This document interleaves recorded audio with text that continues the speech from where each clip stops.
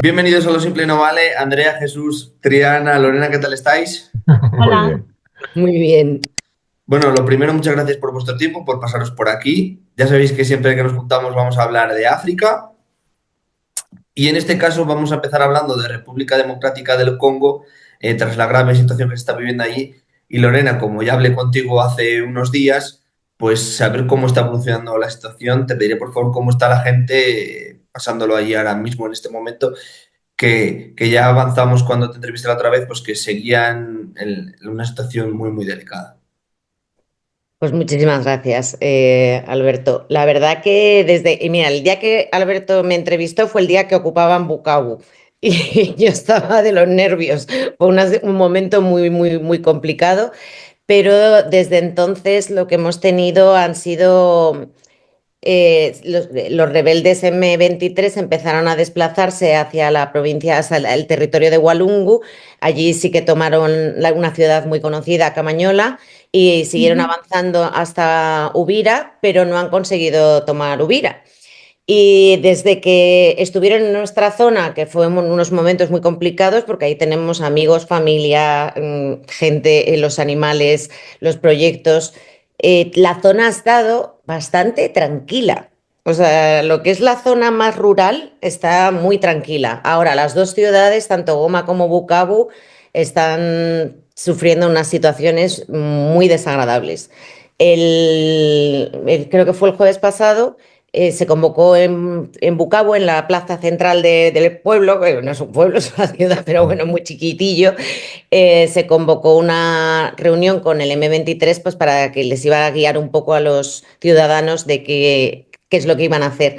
Y justo cuando les estaba contando que todos los jóvenes tenían que alistarse en el ejército y que esperaban que fuera un ejército no de fumadores de chambre, de fumadores de Mm. marihuana, sino un ejército profesional, pues se lanzó una bomba, bueno, se pusieron a dar tiros. Ahí se han echado la culpa los unos a los otros, que si eran los rebeldes, la oposición realmente congoleña o que era el propio M23. El caso es que hubo 65 heridos, 11 muertos, y de los 65 heridos han muerto 6 personas más. Y ayer han sido los funerales. Y a partir de entonces, pues hubo un revuelo muy grande. Nosotros estamos además muy situados en el Parque Nacional de Cauciviega, ¿no? Como en las faldas del parque. Entonces se alistaron un grupo de FARDC y de guazalendos, que son ¿conocéis los guazalendos? ¿Habéis oído hablar de ellos? Me imagino que sí, ¿verdad?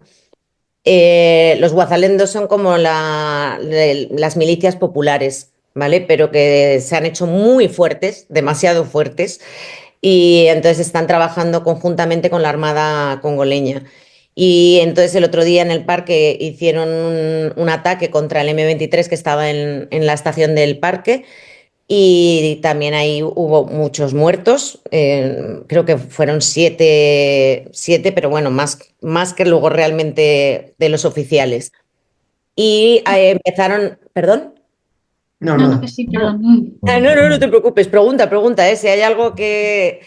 Y entonces los Fardese y los Guazalendo avisaron a la población que no habría misa el domingo, que nadie saliera de las casas, que iban a tomar la ciudad de Bukavu. Y entonces también estaban diciendo que iban a tomar el aeropuerto de Kabumu, que es también nuestra zona donde está también toda la gente. Entonces todo el mundo ha estado con una psicosis otra vez tremenda, pero no bajaron a la zona de Kabumu, sí bajaron a Bukavu, Ujú. pero entraron muy pronto por la mañana y sí que se cuentan muertos civiles, fueron dos, pero se dice que ha habido 24 M23 que sí que fueron muertos y 7 guazalendos. Y fue muy rápido, fue un clash muy rápido y se fueron. Y entonces así está la situación. Todo el mundo como así, a ver qué va a pasar, ¿no? No sabes Ujú. por dónde van a salir. Lo que sí que está ahora mismo las dos provincias bajo ocupación y de hecho los periodistas que conocemos que han entrado en la zona, Mm. ellos llegan a Kigali y entran andando tranquilamente a Goma o a Bukavu porque es Ruanda ya. Y es, Ujú. o sea, por mucho que diga Kagame, que quiera decir que no tiene nada que ver, pero es que ya ni te piden en la frontera nada porque es Ruanda. Y sí que se ha establecido, el gobierno congoleño se ha resistido mucho al avance en Uvira, como os he dicho, y entonces han establecido el gobierno de Bukavu en Uvira, ¿no? Ujú, Y están ahí haciéndose fuertes y vamos a ver lo que aguanta la situación. ujú. Andrea, Sí, no, la verdad es que ha sido una ofensiva enormemente rápida en la que, o sea, es que nadie pensaba que fuesen a avanzar con tantísima rapidez y hacía como una década que no se veía un conflicto de estas dimensiones en esta región y como bien señalabas, claro, un grupo como el M23 que resurgió hace unos años, dices, ¿de dónde consiguen la financiación un grupo armado así? Lo cierto es que sí, las zonas de Kivu norte y sur son muy ricas en recursos minerales estratégicos y esos minerales no los controla el gobierno. Muchas veces están en manos de grupos armados, señores de la guerra, etcétera, etcétera, etcétera. Y es que les pasa mucho a las empresas que quieren explotarlos, o sea, no van a hablar con el gobierno, se van a hablar directamente con el señor de la guerra de turno. Y claro, en esta situación de que no hay una regulación, el principal beneficiario de esta cuestión, de este descontrol, es Ruanda, porque si luego te paras a mirar los datos es bastante curioso cómo Ruanda no tiene estos minerales como por ejemplo el coltán, pero luego es uno de los mayores exportadores a nivel mundial, que dices, sigue la línea de puntos, porque las fronteras son enormemente porosas, no hay ningún tipo de control, la gente pasa de un lado a otro sin problema y Ruanda está siendo muy beneficiada de este tráfico de minerales que le ha servido mucho para primero a Kagame apuntalar su poder y luego para el desarrollo del país. Y en esto a Kagame se le ha acusado al gobierno de Ruanda de financiar grupos como el M23. Lo acusó primero República Democrática del Congo y luego Naciones Unidas detrás de esta financiación con el objetivo de desestabilizar estas zonas, que el gobierno congoleño no tenga un control efectivo de estos recursos y que sigan fluyendo de una zona a otra. ¿Por qué se ha hecho en este momento? Pues hay una cuestión muy interesante que también los minerales congoleños salen por otra zona, que está por el corredor Lobito en Angola, el cual están promocionando Estados Unidos mucho, así que en este contexto dice Ruanda, como esto por así decirlo, se estructure más, yo me quedo sin este flujo de minerales, así que busca mantener como un control más efectivo de estas zonas. Jesús o Tría, no sé qué quieres decir, quién quiere tirar. Le cedo la palabra primero a mi tocayo. Jesús. Y yo, por seguir un poco lo que ha dicho Lorena y lo que insiste Andrea, el papel de Ruanda, yo le quería preguntar a Lorena, que conoce la zona, que está allí, que tiene contacto, ¿cómo es la administración del M23 a nivel político, a nivel de administrativo, de gestión del territorio? Porque es una de las diferencias con respecto a el último antecedente que tenemos de que el M23 tome una ciudad importante, que fue Goma en 2012-2013, pero al No la momento de dejar la tomó, ciudad. no la tomó, Sí, bueno, se quedó en las pero puertas, salió, pero fue algo muy rápido. pero Se no llegó a negocia, tomarla. Los sí, uruguayos cascos azules les echaron, no llegaron. Eso sí, siempre, no, no, eso es a lo que voy importante, ese matiz. es al cambio de discurso, a la voluntad de vamos a tomar posiciones, vamos a tomar Bukavu, vamos a tomar Goma y vamos a administrar el territorio como si fuéramos una provincia más o como si fuéramos un gobierno. Entonces, no sé cuánto efectivo tiene el M23, tanto a nivel militar como a nivel político, para controlar ese territorio, al mismo tiempo gestionarlo y al mismo tiempo defenderse de las posibles contraofensivas o de los posibles movimientos que puedan hacer Guasalendo, que pueda hacer las Fuerzas Armadas del Congo. A ver, hay varias cosas que has dicho muy interesantes y es verdad que el gobierno, o sea, la avanzada que decía Andrea, que ha sido espectacular y nadie se la creía, porque es que ha sido impresionante, lo que han dicho desde Kinshasa es que efectivamente durante muchísimos, muchísimos, muchísimos años se han ido infiltrando en todas las esferas del gobierno. Hay tutsis gestionando todo tipo de organizaciones, de organismos y la milicia congoleña. Con lo cual, lo que decían es que se filtraba tan rápido la información que aunque la Armada congoleña hiciera algún movimiento, ya les habían cortado las alitas, ¿no? Y luego, además, que aunque dicen que es uno de los ocho, es el octavo, ¿no? Ejército africano, en realidad es en papel un ejército muy grande, pero la realidad en terreno es que deberían de pagarles $350 por militar y les llegan 70 si es que les llegan, porque el dinero se cae hasta que le llega a la persona, con lo cual la mayoría son militares desertados. Hay muy pocos militares realmente en terreno haciendo frente a la ocupación. Y esto lo saben perfectamente todos los de los países circundantes.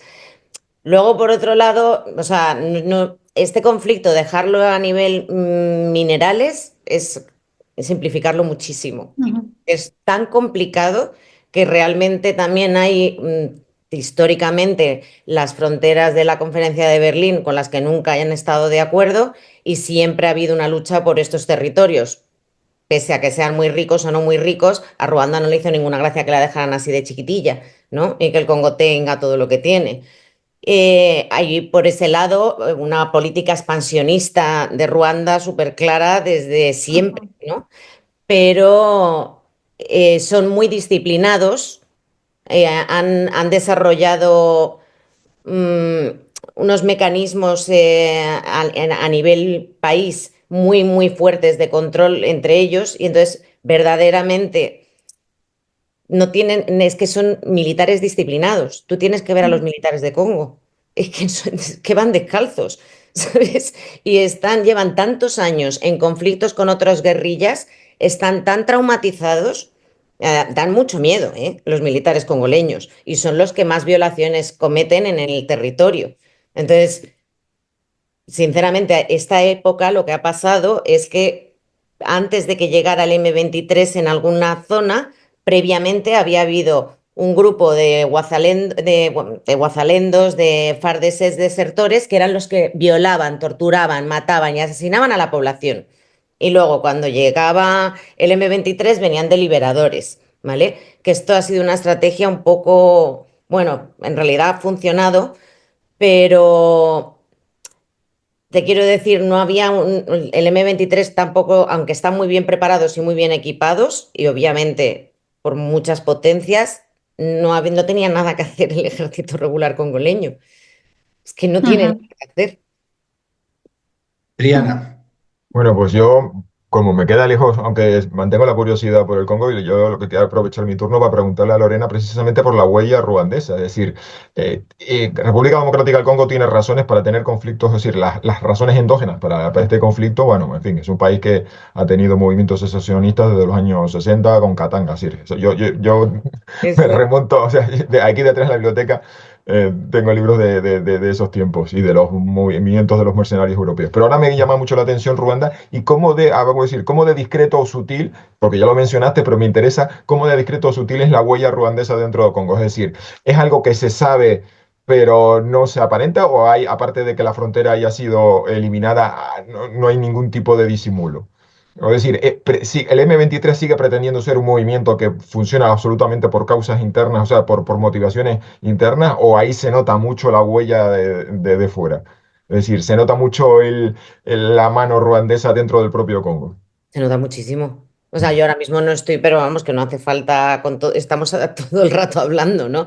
Mm. Pero vamos a ver, claro que se nota muchísimo. O sea, la forma en la que el ejército, los M23 están operando, ya es clarísimo que no son solo los M23, están las fuerzas ruandesas, o sea, están. Y ahora ya no se pone solo M23, la Alliance Fleuve Congo, sino que también se pone el RD, ay, nunca me sale, ¿cómo se llaman las fuerzas ruandesas de paz? O sea, ¿cómo es? RD, bueno, RDF, Fuerza RDF, de Defensa. gracias. Es que ya son tantas siglas, RDF. Entonces dice, bueno, pues ya lo ponen clarísimamente. O sea, ya en todas las circulares ya lo ponen, o sea, es las tropas ruandesas. Pero a nivel de huella que estabas diciendo, a ver, Congo, es que lo que decís de las fronteras porosas, pues claro, si es que son hermanos. O sea, y siempre lo han sido. Y se han llevado genial. Y además los congoleños siempre han respetado mucho lo estrictos y que son los ruandeses y lo bonito que tiene su país, ¿sabes? Pero siempre bueno, hay muchísimas prostitutas ruandesas dentro de Congo, ¿vale? En todo lo que son las fronteras. Y luego muchísimos comerciantes dentro de Congo. Pero grandes comerciantes que en las fronteras y fuera lo mismo. Congo pues llega, siempre ha estado también en la frontera en Gisenyi y en la frontera en Rusuri, pero en Rusisi. Pero sinceramente, siempre han estado juntos. Esto es un tema de verdad político, lo que están creando este odio, que ahora mismo ya empieza a ser odio étnico muy serio. Y ya lo sabéis, o sea, ya está habiendo asesinatos y ataques contra los que parecen tutsis. Y ya lo dicen, oye, que ya no es tanto unos rasgos, ¿no? Que ya llevamos muchos años juntos, que hay más mezcla, pero está habiendo ataques de todo tipo. Ujú, Andrea, ¿quieres decir alguna cosa más o preguntarle a Jesús o Triana? ujú. ¿O Sí, decir? pues yo quería preguntar sobre la situación humanitaria y los desplazados que está habiendo en las diferentes ciudades, porque sí, ya se comentaba al principio que si la situación ya era compleja de por sí, ahora. Es tremendo. O sea, Ujú, por eso, pero además, eh, es que yo no sé cómo vamos a salir de esta, de verdad, porque estábamos hablando de 7 millones antes de que pasara esto. Ahora mismo no hay números, porque no hay nadie en terreno para poder hacer cálculos de lo que de lo que ha pasado. O sea, cuando ujú, volvamos a entrar todos y podamos empezar a trabajar, sinceramente. Yo no sé cuál va a ser los números, pero van a ser extremadamente alarmantes. Entonces, ahora mismo sí que se están coordinando ya las ayudas humanitarias. Nosotros, por ejemplo, tenemos un socio aquí en España que se llama el Proyecto Hambre Cero y es ujú, con Álvaro Cuadrado y vamos, es fantástico y ya vamos a empezar a llevar alimento con otra ONG americana que van a poner los aviones y vamos a ujú, empezar a llevarlo ya, pero es mínima lo que está llegando ahora mismo con la situación que hay. ¿Qué pasa? Que, por ejemplo, todos los campos de refugiados que estaban en Goma, alrededor de Goma, el M23 los ha dicho para casa, ¿no? Porque ahora ya estamos liberados y no hay ninguna razón para que estéis aquí, porque aquí vamos a estar genial. Entonces, no hay ningún motivo para que haya esto, ¿no? Como que parece un territorio tan malo. Y de hecho, hacen el salongo todos ujú, los jueves o los sábados. Están haciendo, obligando, literalmente obligando a la población a salir a limpiar las calles, ¿vale? Para que todo ujú, empiece a ser Ruanda, ¿no? Que sea ordenado, precioso, todo limpio, todo el mundo se comporte. Y han empezado a poner como normas súper estrictas respecto a que los profesores vuelvan a trabajar, pero claro, vuelven a trabajar y enseguida otra vez hay la oposición congoleña y entonces se montan unos temas grandísimos, pero ¿quién los va a pagar? ¿No? ¿Quién los paga? ujú, ¿El gobierno de Kinshasa o los paga el gobierno de Ruanda? También han dicho, claro, los médicos, estáis desbordadísimos, los hospitales todos desbordados, pero ¿quién los paga? Ya no es Congo, ¿no? Entonces ahora habían hecho una reunión diciendo que Kinshasa decía que para que los congoleños todavía disfrutaran de salud y de educación, que iban a ver cómo hacer llegar ese dinero. Los bancos están cerrados.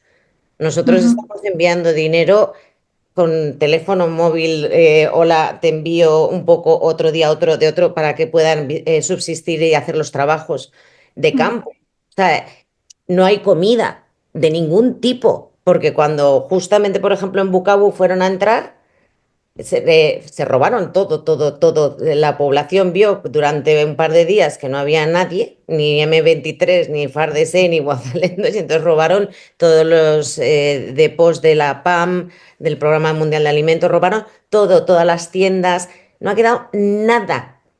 Y entonces, ujú, y luego ha habido unas lluvias súper intensas y se han cargado todas las cosechas que estaban en camino. Con lo cual es que ujú, no hay comida, no la hay. ujú, Contadme qué vamos a hacer, ¿no? Porque es tremendo. Si no hay comida, estamos hablando de epidemias, que luego todo es una bola, o sea, se hace una bola inmensa. Entonces, Ujú, realmente no sé qué va a pasar, pero no tiene ninguna buena pinta. ujú. Madre A mía, qué nivel situación. humanitario, ¿eh? ¿Perdón? Que madre mía, qué situación, joder. Sí que lo es, de verdad, porque además ahora mismo no está entrando, o sea, Congo ha importado siempre mucho de Nairobi, de Uganda, de Ruanda, de Burundi, de todas partes, y la frontera de Burundi también la cerraron cuando vieron que es que, claro, todo Congo se metía en Burundi. Entonces, es que es tremendo la situación humanitaria que estamos mirando. O sea, Ujú, no va a haber manera de solucionarlo rápidamente, sino ujú. que además va a ir a peor. ¿Queréis añadir alguna cosa más de República Democrática del Congo, Jesús, Triana o Andrea?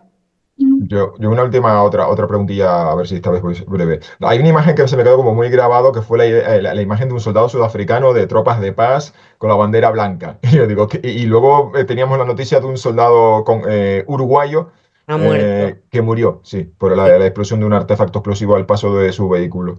Es un vehículo Cóndor, si no me equivoco. ¿Qué, qué papel, es decir, qué papelón han estado haciendo allí las tropas de paz? Porque entiendo A que ver, es que todo es muy complicado porque las tropas de paz llevan tantos años haciendo nada y menos que la población verdaderamente estaba cabreadísima con toda la razón y de hecho fue cuando yo dije me voy, porque ya dije, uy, esto fue uno de los motivos por los que también Ruanda dijo, ¿y ahora? ¿No? Porque la misión de paz empezó a salir a finales del 2020, sí, pero el 2022-23 ya desaparecieron y de Sud Kivu y también de Nord Kivu. Entonces, no había nadie realmente que fueran observadores. Y a mí eso es lo que más miedo me daba, ¿no? Porque dices, aquí no hay observadores, los M23 ya han salido, ya han dado la cara. Ya luego se firma también el acuerdo entre Ruanda y la Unión Europea para que efectivamente haya una exportación de minerales cuando no tiene yacimientos Ruanda suficientes para la transición energética europea. Entonces, lo ves clarísimo que estaba el camino abierto, ¿no? Ujú. Y me he perdido yo sola. Jesús, estaba Sí, no, te contestando. decía el papelón de las fuerzas de paz y has dicho que Eso. cuando han salido, eso entonces ya señalaba que iba a haber impunidad y que iba a permitirles darle el paso adelante. Y luego ya lo has rematado con que el acuerdo de la Unión Europea con Ruanda era como darle carta blanca a la explotación de recursos dentro de Congo para exportarlos vía Ruanda hacia Europa. Claro, pero ¿qué pasa? Que sí que dejaron un destacamento pequeñito, ¿vale? De MONUSCO, muy pequeñito. De hecho, bueno, han estado haciendo un papel bastante fuerte, ¿no? Porque han estado haciendo también cuando los militares, los FARDC dejaban las armas para intentar pacificar, pero bueno, al final han hecho un papel, pero otra cosa son las fuerzas sudafricanas que vinieron con todo su cariño, pero claro, siempre acusadas también de que tienen unos intereses en los minerales. O sea que a ese mismo momento que también estaban las tropas sudafricanas, también estaban los mercenarios rumanos que había contratado. Es que yo me acuerdo de estar en ese momento, de imaginaros, estaban los keniatas, estaban los mercenarios, los sudafricanos, los cascos, los uruguayos o los que fueran, los Guazalendo, los Fardese. Teníamos una colección cuando ibas a pasar las barreras que decías, es que esto va a explotar muy gordo. Entonces, no tenían nada que hacer tampoco además que la misión de paz realmente no puede contraatacar a no ser que, o sea, tienen muy limitados los movimientos. Es que para hacer eso, mejor no pongas una misión de paz. Ujú. No, Pues chico, sí, tengo la sensación de que te he aprovechado porque tienes ahí una visión muy, muy cercana y como me queda lejos el Congo, he aprovechado para preguntar a alguien que, me- que tiene un Ujú. conocimiento muchísimo más cercano. O sea que muchas gracias. Por mi parte, muchas gracias porque he aprovechado mis 2 turnos de edad para preguntarte ya lo alguna que cosa. queráis, ya sabéis que aquí no hay turno y podéis preguntar todos los tres lo que queráis. No, claro, estamos de amigos, ¿no? Ujú. Andrea y mi tocayo están ahora alucinando porque yo normalmente hablo mucho y hoy ha sido el día. No, Sí. no lo han querido decir, pero yo sé que lo están pensando. Oye, pero que normalmente os reunís.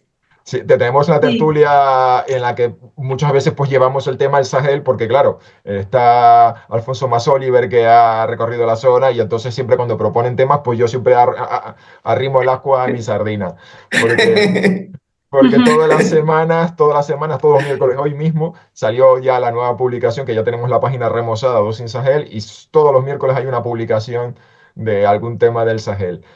O a veces de alguna cosa aledaña, como hemos tocado el tema de los movimientos rusos de Siria a Libia para proyectarse al Sahel, o la penetración rusa en Guinea Ecuatorial, pero normalmente suele ser algún país del Sahel. Así que, claro, siempre que se monta la tertulia, pues hablamos del Sahel y yo largo por esta boca. Entonces hoy estoy escuchando y aprendiendo y los otros dos aquí están alucinando con que yo esté tan Ujú. calladito. Bueno, No, pero a mí me eh, gustaría aprender de vosotros mucho, la verdad, Mm, porque Ujú. mi visión es súper reduccionista, ¿sabes? Que al final es muy de población local y mm. de cómo lo vivimos, pero no es... De todas maneras, hay, por favor, es que la guerra del Congo es muy, muy interesante. O sea, una de las cosas también que contaban el otro día, y os lo apunto así por si tenéis curiosidad, es que sabéis que cuando el presidente subió al poder, venía más de la mano de Kabila, ¿no? De Kabila Ujú. hijo. Y entonces luego tuvieron pues algún rifirrafe, ¿no? Se enfadaron así un poquillo. Y entonces Félix empezó a tener miedo por su vida, ¿no? Y entonces él empezó a arrimarse mucho a Kagame y entonces entre ellos pues empezaron a, oye, mira, a ver cómo nos repartimos la zona, ¿sabes? ¿Cómo hacemos? Yo me quedo esta mina, tú te quedas esta otra. Y entonces, en ese momento, las malas lenguas dicen que Félix, como tenía miedo de su propio ejército, pidió a Kagame que se resurgiera el M23 para defenderle a él. Ujú. Esta es una teoría que está por ahí danzando, Vale. ¿vale? Que es muy, pero si Pero las no es tan descabellado. no, no lo es que no lo es. Y se le ha ido de Ujú. las manos el tema y Vale. han acabado enfadadísimos. Y entonces, bueno, pues el otro también ha dicho, pues toma. Pero fue porque, y esto me lo tengo que ver bien, pero claro, el que rompió los acuerdos con Kagame fue Félix. Y Sí. entonces eso lo dice mucho Kagame de que es que, o sea, pues eso, que los congoleños son muy veletas y que no se centran en su, que esto es muy feo, ¿sabes? Decir, pero bueno, son todas las cosas feas que se dicen entre ellos, que no están bien. Pero hay algo ahí también, ¿no? Que es interesante explorar, Ujú. que él mismo se ha tirado piedras a su tejado, ¿no? Y ahora Ujú. realmente lo que están diciendo es que estamos al borde de una guerra civil en Kinshasa. Ujú. Sí, yo, ahora que sí, has sacado, que has mencionado el tema, ¿cómo es la, mm, no sé si el frente pro Tshisekedi? Porque yo sí que he leído mucho, he escuchado que como que Tshisekedi está intentando moverse para que haya como convertirse en una especie de Zelensky, de una figura política que aglutine a todos los partidos y quizás en el Congo, por la trayectoria tanto de los años 90 como actual, sea más difícil porque la elección última de Tshisekedi fue complicada. En marcha intentó poner un proyecto de reforma constitucional, sale mucho siempre ese diálogo intercongoleño. ¿Cómo es la unión, no tanto del pueblo, sino a nivel político conforme a Tshisekedi? Es decir, ¿es Tshisekedi un líder capaz de enfrentar esta amenaza o la grieta puede venir dentro? Es decir, Ruanda puede tomar Kinshasa sin llevar tropas, que caiga desde dentro, que haya un movimiento interno que haga caer a Tshisekedi y que reestructure lo que es el poder en el Congo respecto con Ruanda. No podría contestarte a esa pregunta, no te la podría contestar jamás, pero la gente no cree que tenga ese liderazgo que estás viendo tú, No, tan...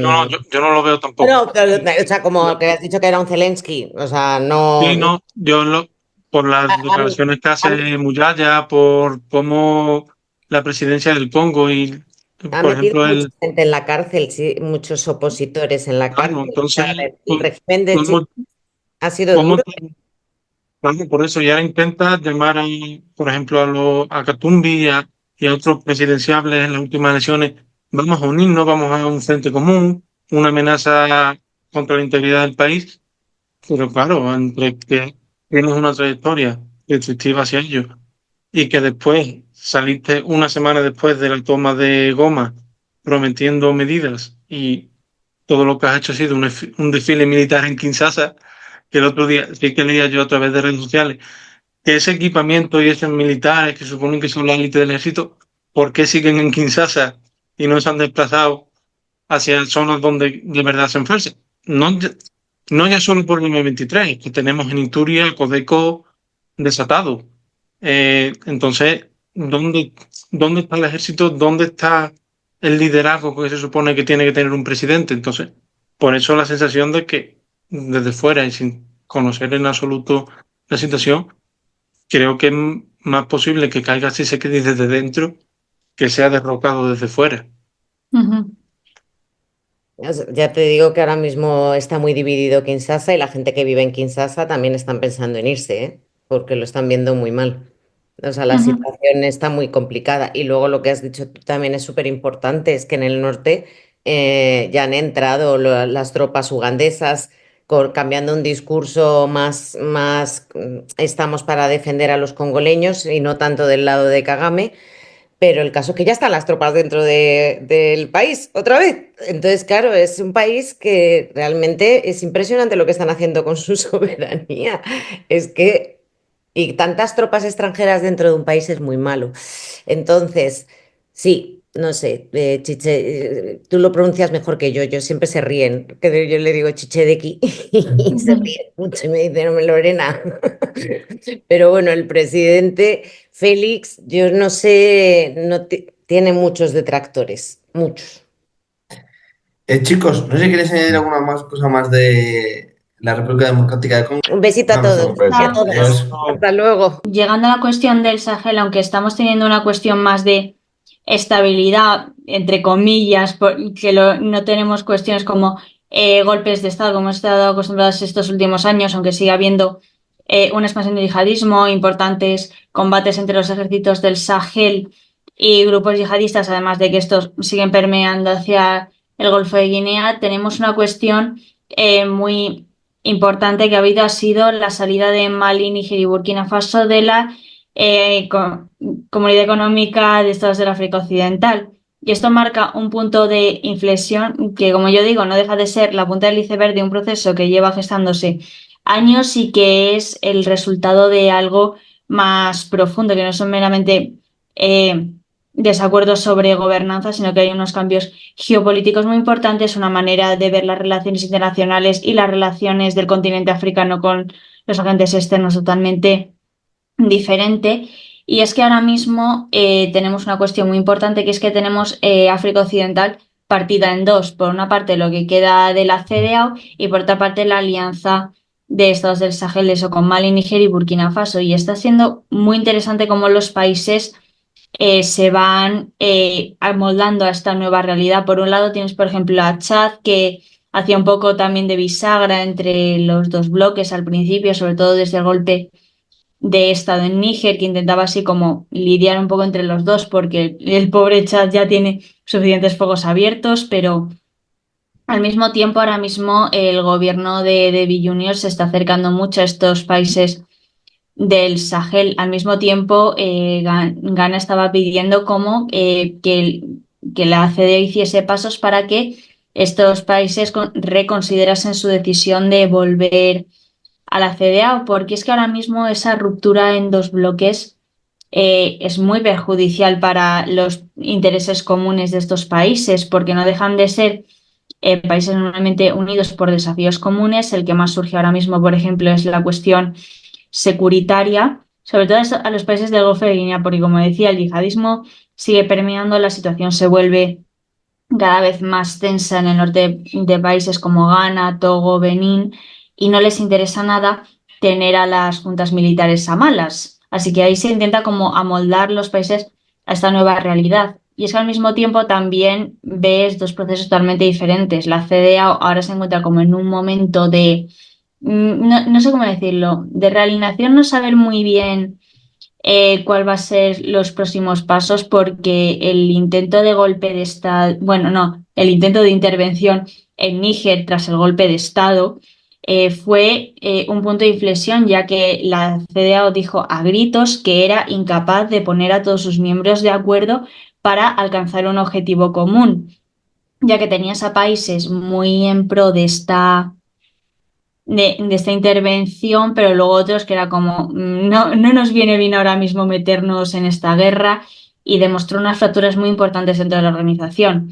Por otro lado tienes a los países del Sahel, que Mali, Níger y Burkina Faso, que su integración va viento en popa. Por ejemplo, hace unos días estrenaban bandera, también hace poco estrenaban un pasaporte común. O sea, los puntos de la integración van muy rápido, o incluso hay rumores de que otros países podrían entrar en la CEDEAO, que estarían en la Alianza de Estados del Sahel, o estarían interesados.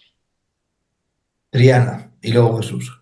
Pues sí, yo creo que el problema fundamental, o el problema no, la cuestión fundamental es que llevábamos décadas de integración regional africana, o sea, más allá de la unidad africana, veíamos que habían distintos bloques, solamente arriba en la UMA, la Unión del Magreb Árabe, era la que estaba realmente fracturada, y yo me acuerdo poner siempre como ejemplo los procesos de integración regional que iban avanzando en la resolución de problemas. Por ejemplo, me acuerdo en el caso de África Oriental, que incluso se estaba hablando hace, bueno, estoy hablando del 2010, hablaba de hacer ya una propia moneda.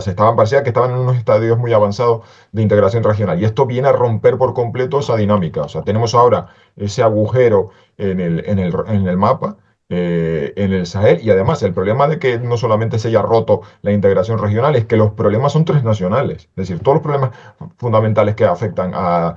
Y puedes plantear desde el cambio climático, las migraciones irregulares, el narcotráfico, la violencia yihadista, son todos problemas transnacionales que ni un solo país de la región es capaz de aplacar, de solucionar por sí mismo, con lo cual hace falta la cooperación internacional. Y entonces tienes ahora un conflicto en la principal organización regional, tienes esos países, vamos a llamarlos disidentes o revisionistas, y ahora mismo teníamos un follón en Guinea-Bissau, con una misión política de la CEDEAO que había ido allí bueno, a esclarecer la situación porque no se ponen de acuerdo cuando debían tener lugar las nuevas elecciones políticas, con otra vez una historia de presidente que se agarra al poder, y nos pone en una tendencia peligrosa en la que los presidentes autoritarios saben que ahora tienen un respaldo, que es o sea, con proclamar que están oponiéndose al neocolonialismo francés y occidental, con reclamar el apoyo a Rusia y que están y con un discurso de realineamiento, pues saben que van a encontrar ahora eco. O sea, no hay una acción punitiva de la CEDEAO que quede ya pues, su credibilidad en entredicho por su incapacidad de hacer nada. O sea, porque cuando... Sí, porque me acuerdo que aquí estábamos todos impacientes de, va a haber intervención militar, y yo me acuerdo haciendo cálculos, hasta yo en el mapa, mirando los mapas de los movimientos de tropas de Nigeria y de cómo se podría entrar en Nigeria, y claro, no salían las cuentas. Y, y detrás estaba Francia diciendo, oye, es que si hay que hacer aquí un poco de apoyo logístico, yo lo pongo. Digo, claro, y los países de la zona sabían con razón de que si hubiesen entrado en Níger con apoyo logístico francés hubiese sido, o sea, estéticamente muy La deplorable. marioneta. Claro, porque es que entrar ahí con la ayuda militar, con la bandera de la CEDEAO, pero con el apoyo logístico francés. Entonces, tenemos entonces, por resumir eso, que el problema es que tenemos una fractura de la región en un momento que todos los problemas son transnacionales. Y dos, que es lo que está surgiendo es un bloque de gobiernos de juntas militares que va camino de abrirle las puertas y darle apoyo y aliento a todo presidente autoritario, que más allá de que sí, que efectivamente hay una realidad de relaciones neocoloniales y un paternalismo francés y una incapacidad de la Unión Europea de haber ayudado a los países que se enfrentaban al desafío del Sahel, pero me da miedo de que esto se convierta ahora en el modus operandi de que cualquier presidente autoritario diga que, bueno, pues que él está por la reelaboración del ordenamiento internacional y ser acogido con los brazos abiertos en la Alianza de Estados del Sahel, y entre por ahí un montón de mercenarios de Wagner, y porque sabemos, y esto lo hemos contado y lo habéis mencionado, es que mm, la acción militar rusa en el Sahel no se ha destacado precisamente por su eficacia en resolver los problemas, sino que lo que vemos es una tendencia al alza de las víctimas violentas, una tendencia al alza de las violaciones de derechos humanos y de las matanzas, y una sensación de que los problemas del Sahel siguen sin resolverse. Jesús. A mí, Bueno, Andrea, di. Sí, No, en la, acaba, Andrés. Acaba.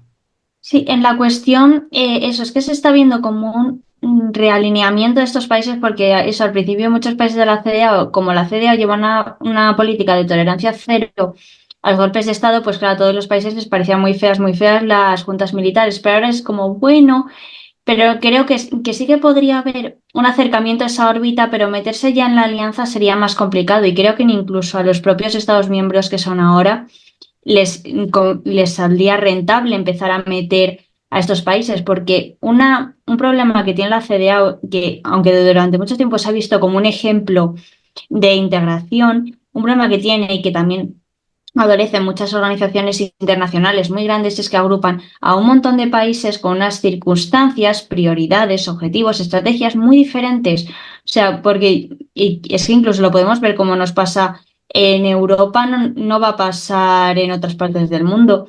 Así que en esta cuestión tiene ese problema y por otro lado la alianza tiene esa ventaja de que son tres países con unas circunstancias bastante parecidas, una forma política ahora bastante parecida, una forma de ver las relaciones internacionales bastante similar y eso les está ayudando mucho a la integración. Así que yo creo que hasta el momento en que esa integración no esté mucho más consolidada, no creo que se planteen seguir metiendo países. Que se acerquen más a su órbita, sí, pero no veo que en un futuro inmediato vayan integrando nuevos miembros, porque si no, eso es que empieza a haber opiniones disidentes, empieza a haber más debate y se enfanga todo.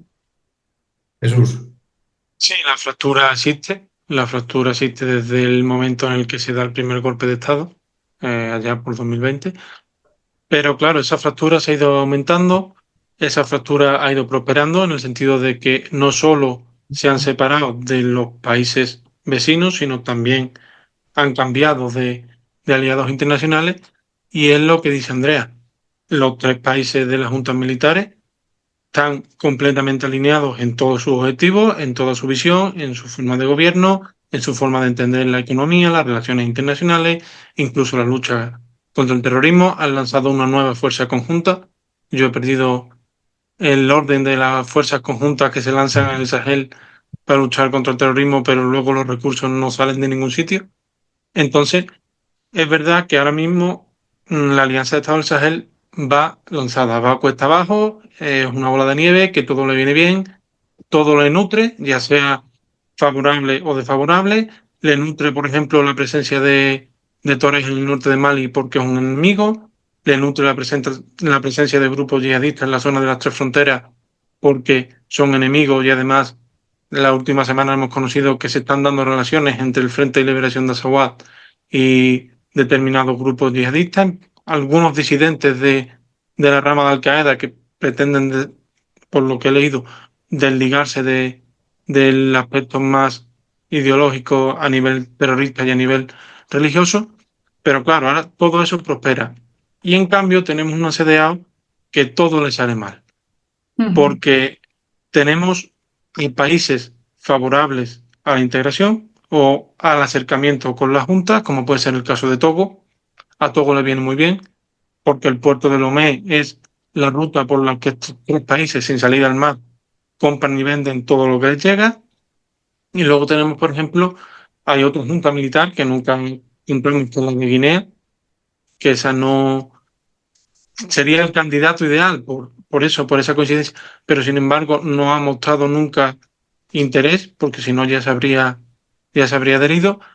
Y por otro lado, tenemos a esos países que comentaba Triana, de países democráticos, pero no, es decir, países en los que se celebran elecciones, pero en los que los mandatos o el papel del presidente no es parlamentario o no es democrático como lo entendemos en Europa. Y este año es muy importante. Vamos, el año 2024 y el año 2025 en el entorno de África Occidental es muy importante. ¿Por qué? Porque venimos de un 2024 donde ha habido elecciones en Senegal y ha cambiado el gobierno. No es un Ujú. gobierno completamente alineado con las juntas militares, pero sí es más favorable a las juntas militares que el gobierno que había. Ujú. En Ghana también ha cambiado el gobierno, tres cuartos de lo mismo. No es un gobierno pro junta, pero es un gobierno que ya ha dicho que es una realidad patente, esto hay que enfocarlo de otra manera.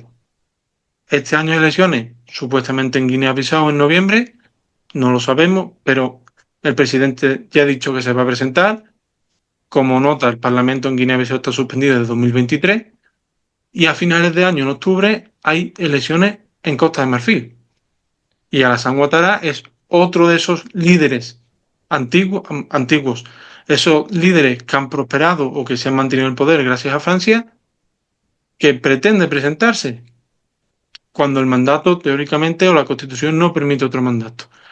Entonces tenemos a una entidad que se fractura porque no consigue llegar a acuerdos, donde cada vez hay no voces disidentes, pero sí discrepantes, y se enfrenta a un bloque completamente unido, férreo, que avanza en la creación de una confederación, de un Estado multiestatal, por llamarlo de alguna manera, pero que claro, no deja de depender de sus vecinos, porque sí, lo comentaba Andrea, tienen una visa, tú te puedes desplazar de Mali a Burkina y de Burkina a Níger sin necesidad de ningún documento, pero si ya tienes que irte a Benin, ya sí necesitas esa visa. Si te sales de CDAO, esa libertad de movimiento la pierdes. Con las mercancías y con los productos puede pasar igual, entonces la salida se ha hecho efectiva ahora en enero, pero se dio 6 meses de plazo. Es decir, tenemos un divorcio, pero vamos a darnos 6 meses a ver si nos arreglamos. Parece complicado, pero yo no creo que esos 6 meses de plazo que dio CDAO sean tanto para convencer a los 3 países de que se queden, porque eso no lo van a lograr, sino para ir negociando cuál va a ser la relación entre bloques, y ahí es donde pues posiblemente encontremos los siguientes pasos, los siguientes puntos. Todo esto, como dice Triana, con un terrorismo galopante, porque antes hablábamos de los 3 países, pero ya podemos hablar también de Benin. En las últimas semanas en Benin ha habido atentados graves. No sé si hoy o ayer salió el índice global de terrorismo y la zona vuelve a ser la más preocupante, y al final tenemos no hay fuerzas internacionales, no hay coordinación entre los países para enviar una nueva fuerza, y que como comentaba Triana, Rusia no está en Mali para combatir el terrorismo, igual que no fue a Mozambique a combatir el terrorismo. Wagner no fue a luchar a Cabo Delgado contra los terroristas en Mozambique, ni tampoco lo está haciendo en Mali. Precisamente las acciones de Wagner se están centrando más en la oposición tuareg que en los grupos yihadistas. Entonces, a ver cómo encontramos la fórmula mágica, la fórmula de la Coca-Cola, para solucionar todos estos problemas, y qué país lidera este acercamiento y es capaz de poner a todo el mundo de acuerdo. Chicos, no sé si queréis añadir alguna cosa más. Sí, no, es que la situación en el Sahel con la cuestión de la insurgencia es que primero ya solo que hay un problema de conceptualización, porque como siempre pasa el truco de que el concepto de terrorista, de grupo terrorista es enormemente ambiguo y cada país maneja sus propias listas, pues para los países del Sahel cualquier grupo o sea, como que atente contra el poder de la capital ya es un grupo terrorista, y fue uno de los primeros rupturas, por ejemplo, entre las operaciones francesas y las Fuerzas Armadas malíes, es uno de los principales puntos de discordia, pero es que realmente la cuestión de la insurgencia es realmente compleja, y como decía Jesús, es que quién lidera esa lucha contra la insurgencia y a ver cuál es la fórmula mágica, pero si realmente la encuentran, es que literalmente el resto del mundo debería tomar nota de ello. Triana, ¿quieres añadir alguna cosa más? No. Me quedo con eso, me quedo con ese último punto, ¿no? Que a ver si han descubierto la fórmula.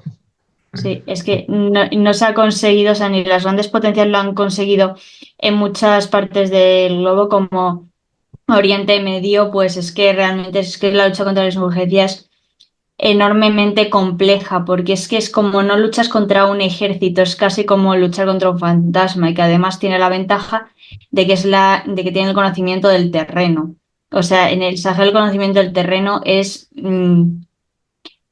vital, porque es que también es que es eso, si como se están todo el rato desplazando de un lugar a otro, si estuviesen en un lugar concreto, estables todo el rato, pues se mandaban drones, pero como están todo el rato en movimiento por unas rutas que se desconocen muchas veces, pues esa es la complejidad. Guerra nómada, sí, has descubierto, has descrito precisamente uno de los temas. Bueno, por aquí tengo yo mis libros de contrainsurgencia. Acá has dicho una frase que me recuerda mucho lo que dijo Lawrence de Arabia cuando le pidieron desde la Enciclopedia Británica que hiciese un artículo sobre guerrilla. Decía que la insurgencia era como una nube, como una nube de gas. Has dicho un fantasma, algo así, ¿no? Que algo vaporoso que no era tangible, que no tenía ubicación geográfica y que se movía. Es decir, o sea, has explicado perfectamente la complejidad del problema y eso, de que no hay nadie, es que ni siquiera ni la Unión Europea, ni Estados Unidos, ni Rusia, ni nadie puede venir con un libro y decir, hemos resuelto la cuestión de la lucha contra insurgencia, porque en el fondo hay un problema de legitimidad, incluso ya hay quien cuestiona si es viable que países no musulmanes desplieguen tropas en un país musulmán, porque la población local nunca las va a ver como actores legítimos, en unos países donde además apoyar, o sea, la teoría dice que hay que apoyar la construcción o la reconstrucción o la fortificación del aparato del Estado, que es considerado también ilegítimo por la población local y que es una fuente de arbitrariedades y de injusticias históricamente, entonces es un problema, bueno, o sea, esto nos da para un largo debate sobre el tema de la contrainsurgencia. Entonces es un problema bastante complicado que no se trata de cambiar a Europa por Rusia, ni Rusia porque realmente nadie tiene la fórmula, y lo único que es que los métodos y las estrategias, o sea, es decir, desembarcaron, y esto lo hemos contado 1000 veces, desembarcaron los rusos con mano dura, todo el mundo aplaudiendo, diciendo, ahora vamos a ver cómo después de los blanditos europeos, con sus derechos humanos, con su condicionalidad de la ayuda, con su concepción europea de los derechos humanos, van a venir los rusos que van aquí a repartir hostias como panes. Pues no, señores, porque ese tampoco es el camino. Y vamos a ver porque se está acumulando suficiente tensión y suficientes problemas para que el Sahel siga siendo una fuente de problemas de aquí a mucho tiempo. Sí, es que es eso, es que nadie tiene como la fórmula de la insuficiencia, es que es eso, ni Europa ni Rusia, porque me estoy acordando de cuando Mozambique y cuando desembarcó Wagner en la insurgencia de Cabo Delgado con toda su tecnología que también les servía en Rusia, en Libia, etcétera, pero como era un terreno totalmente diferente, era zona de selva donde los grupos yihadistas, bueno, grupos armados en general, porque era más amplio que eso, tenían el conocimiento del terreno entre que o sea, la tecnología no funcionaba porque no podían controlar la espesura de la selva y se les quedaban encallados los equipos. Luego aparecían eso en contacto de guerra de guerrillas, pues al final un grupo insurgente de gente normal. O sea, es que muchas veces parece que se habla en abstracto de estos grupos insurgentes, pero es que son gente de allí que se acaba erradicando su ventaja de conocer el terreno. O sea, gente normal acaba pudiendo contra una compañía de seguridad privada. Pues bueno, chicos, si no queréis añadir algo más, ya nos veremos otro día cuando se pueda.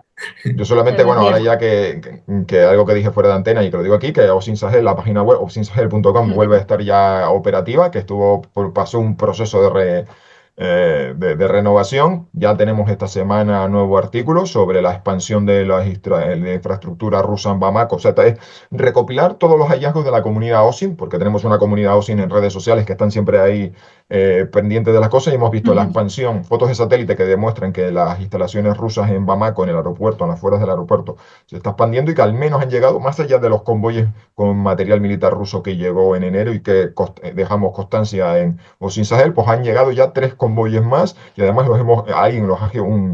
un analista polaco los geolocalizó a uno de ellos y constata que por Conakry por donde están entrando ahora el material militar. Por eso siempre el interés, como apuntaba mi tocayo, de la Junta de Guinea-Conakry y su vínculo con la Alianza de Estados del Sahel. Bueno, pues el pequeño momento de autopromoción. Bueno, chicos, pues muchas gracias y un fuerte abrazo a los tres. Gracias. Bueno, Adiós.